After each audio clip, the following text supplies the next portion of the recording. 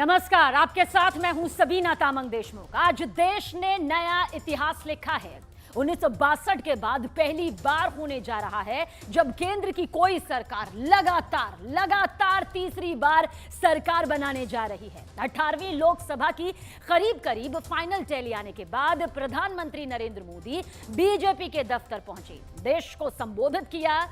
प्रधानमंत्री नरेंद्र मोदी ने आज जो कहा वो आपको भी बहुत ध्यान से, बहुत गौर से सुनना चाहिए। विपक्ष के जोश के बीच पीएम मोदी कॉन्फिडेंस से लबालब भरे दिखे। वो आत्मविश्वास पीएम मोदी में कूट कर नजर आया। तीसरी बार सरकार बनाने का मौका देने के लिए जनता जनार्दन को धन्यवाद भी प्रधानमंत्री नरेंद्र मोदी ने दिया और इस दौरान पीएम मोदी ने गारंटी वाली बात को फिर दोहराया। सभी कार्यकर्ताओं का प्यार, सभी जनता का प्यार,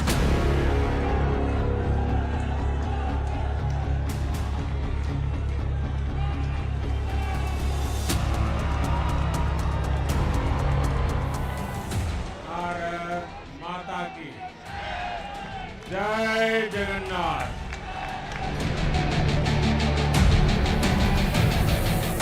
इस आशीर्वाद के लिए मैं सभी देशवासियों का ऋणी हूं।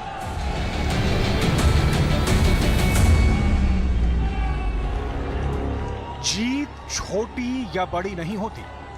2014 में जिस ऊंचे मुकाम पर खड़े थे प्रधानमंत्री नरेंद्र मोदी, 2024 में भी वहीं खड़े हैं।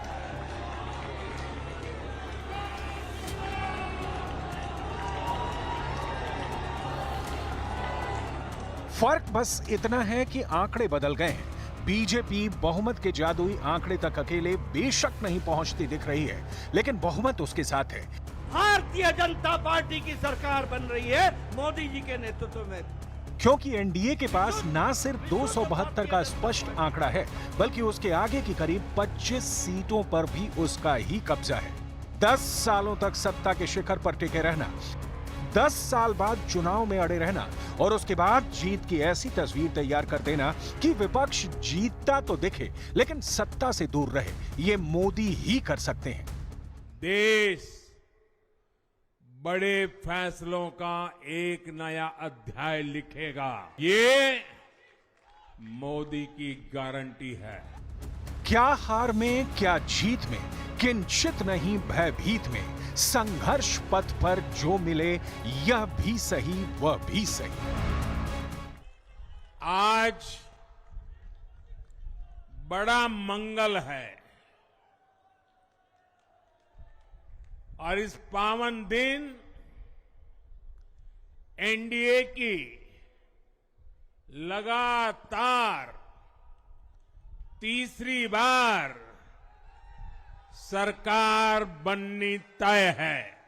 1962 के बाद पहली बार कोई सरकार अपने 2 कार्यकाल पूरे करने के बाद तीसरी बार वापस आई है।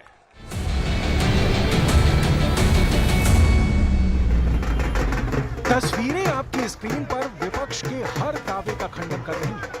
जेहन में यह सवाल उमड़ रहा हो कि यह कैसे हुआ, मोदी की गारंटी वाला कार्ड कैसे अब की बार भी चला, तो दृश्य देखिए और भरोसा दोहराइए उस मैंडेट पर जिसके लिए तपती दोपहरी में करोड़ों मतदाता निकले और मोदी के नाम पर वोट डाला।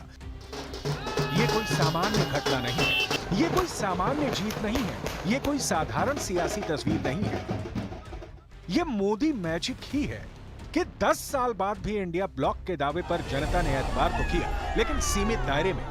जनता ने वोट तो किया, लेकिन सीमा रेखा खींचकर। मोदी जीते तो एक बार फिर मोदी की तीसरी सरकार बनने जा रही है। ये ऐसे ही नहीं हुआ। प्रधानमंत्री नरेंद्र मोदी ने इसके लिए देश का चप्पा चप्पा छान डाला, रैलियों का रेला लगा दिया। आम चुनाव 2024 के लोकसभा सीट के आंकड़े से इतर पीएम मोदी की मेहनत देखिए।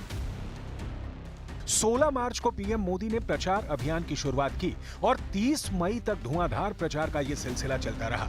इस दौरान पीएम मोदी ने देश के 24 प्रदेशों का दौरा किया, कुल 183 कार्यक्रम किए, जिसमें 162 रैलियां शामिल हैं और कुल 21 रोड शो शामिल हैं। जब पारा 40 के पार पहुंच रहा था, तब 73 साल के पीएम मोदी जनता के बीच अपने 10 साल की सरकार का रिपोर्ट कार्ड पेश कर रहे थे।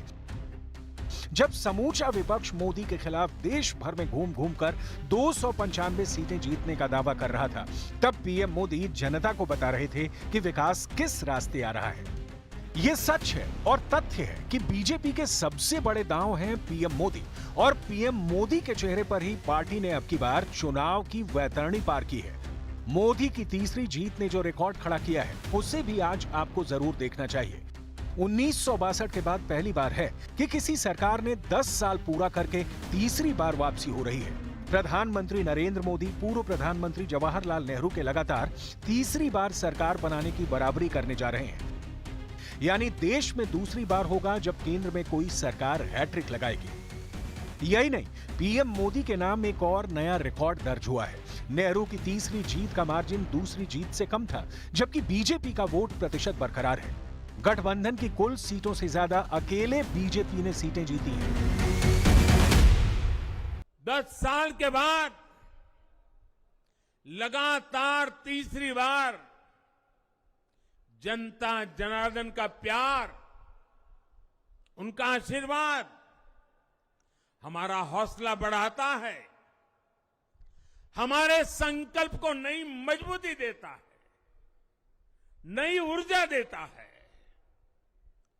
हमारे विरोधी एकजुट होकर भी उतनी सीटें नहीं जीत पाए जितनी इस लोकसभा चुनाव में अकेली बीजेपी ने जीती है। मोदी तो मुमकिन है, ये जितना फाइनल नतीजे आने के पहले सच था, रिकॉर्ड देखने के बाद अब भी ये उतना ही सच दिख रहा है। विपक्ष की तादाद बढ़ जाने से सरकार बन जाए, ऐसी कोई संभावना दूर दूर तक नहीं दिखती। आम चुनाव 2024 के संपूर्ण नतीजे आने के बाद देश भर के पॉलिटिकल पंडित जब विश्लेषण करने बैठेंगे, तब भी उनके सामने मोदी की हार में जीत वाला समीकरण ही सामने होगा। ऐसा क्यों कह रहे हैं, तो आधार देख लीजिए। क्योंकि जिन लोगों की नजरें सिर्फ आम चुनाव पर टिकी हैं, उन्हें याद करने की जरूरत है कि बीजेपी ने 3 दिनों में देश के 3 राज्यों में सरकार बनाने का दावा पेश कर दिया है। और यही नहीं, बीजेपी के लिए अभेद किला बना आंध्र प्रदेश का दरवाजा भी मोदी ने तोड़ दिया है। प्रधानमंत्री मोदी जी की नीतियों को फिर से 2024 में आशीर्वाद देते हुए इस ऐतिहासिक घड़ी को हम देख रहे हैं, जब प्रधानमंत्री मोदी जी तीसरी बार लगातार प्रधानमंत्री बन रहे हैं। उत्तर प्रदेश में बीजेपी की हार पर हाहाकार के बीच केरल में पहली बार बीजेपी का खाता खोलने वाला हिसाब किताब भी देखना चाहिए। अरुणाचल प्रदेश में बीजेपी की सरकार बनने जा रही है। ओडिशा में बीजेपी अकेले दम पर सरकार बनाने जा रही है। नवीन पटनायक के 24 साल के शासन को मोदी ने उखाड़ फेंका है। वहीं दक्षिण के राज्य आंध्र प्रदेश में बीजेपी तेलुगु देशम पार्टी के साथ गठबंधन की सरकार बनाने जा रही है। तेलंगाना में हमारी संख्या 2 गुना हो गई है।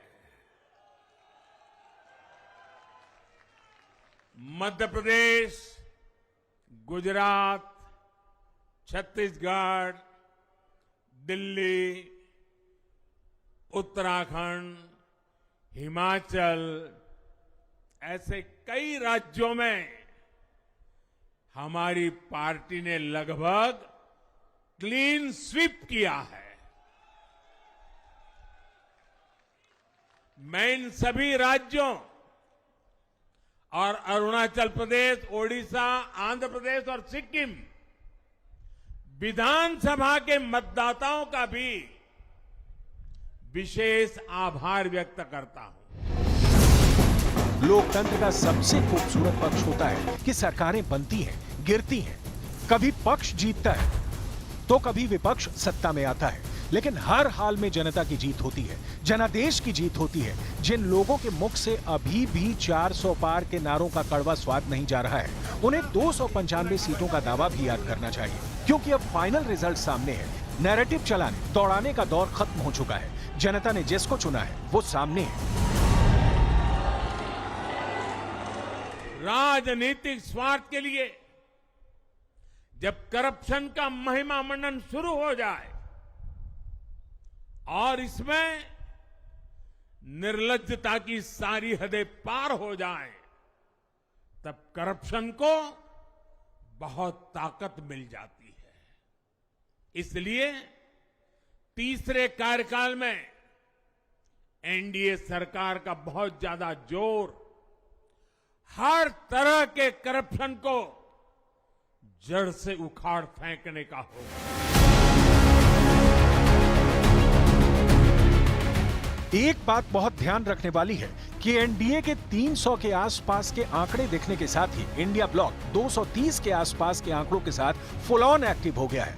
खबरें आने लगी हैं कि हैदराबाद टू पटना, मुंबई टू दिल्ली भेजे जाने लगे संदेशों के तार, इकट्ठा होने लगे सत्ता पाने के लिए बेकरार विपक्ष के दावेदार। लेकिन इस बीच एनडीए के साथियों ने क्लियर मैसेज दे दिया।